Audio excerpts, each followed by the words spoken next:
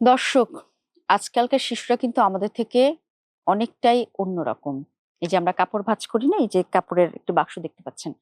কাপড় ভাঁজ করা, এই যে গাছে জল দেওয়া, নিজের খেলনা গুছিয়ে রাখা, এই কাজগুলো কি শুধু আমাদের মায়েদেরই? নাকি ঘরের এই ছোটখাটো কাজে আমাদের বাচ্চাটাকেও আমাদের পার্টনার বানানো যায়?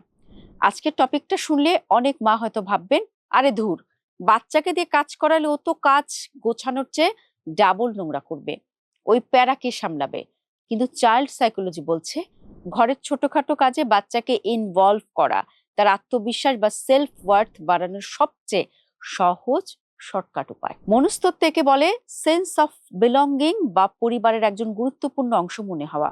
বাচ্চা যখন দেখে সে মায়ের সাথে গাছে জল দিচ্ছে বা নিজের কাপড়ের ঝুড়িটা গুছিয়ে রাখছে, তখন তার অবচেতন মনে একটা মেসেজ যায়, আমি এই ফ্যামিলির একজন ইম্পর্ট্যান্ট মেম্বার এবং আমার একটা দায়িত্ব আছে।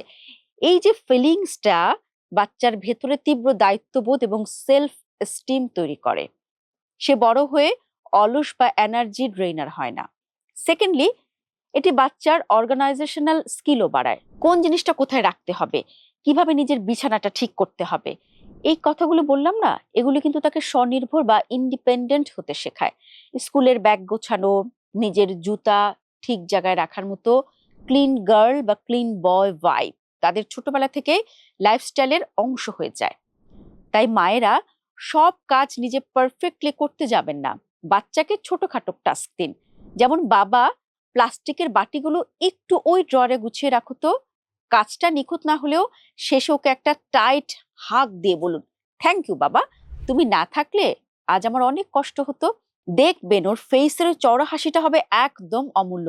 এবং আপনি যখন তার ওই নিষ্পাপ হাসিটা দেখবেন, তখন কিন্তু আপনার মনের ভিতরেও একটা অন্যরকম আনন্দ, একটা অন্যরকম শিহরণ বয়ে যাবে। আপনার বাচ্চা ঘরের কোন কাজটা করতে সবচেয়ে বেশি উৎসাহ দেখায়, কমেন্টে জানান।